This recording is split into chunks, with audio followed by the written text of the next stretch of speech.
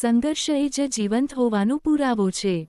જે ઝૂકી ગયો તે હારી ગયો, અને જે લડી ગયો તે જીતી ગયો. સમયને બદલી શકાતો નથી, પણ સમય પ્રમાણે પોતાને બદલી લો તો જીવન બદલી જાય છે. મનને કાબૂમાં રાખો તો દુનિયા તમારા આધીન રહેશે. મનને છૂટ આપી દો તો દુનિયા તમારું કાબૂ લઈ લેશે. કર્મ એ જ સાચી પૂજા છે, અને નિષ્ઠા એ જ સાચો ભક્તિ માર્ગ છે. જીવનમાં જે મળ્યું છે તે નસીબ છે, પણ જે મેળવશો એ તમારા પુરુષાર્થનું પરિણામ છે.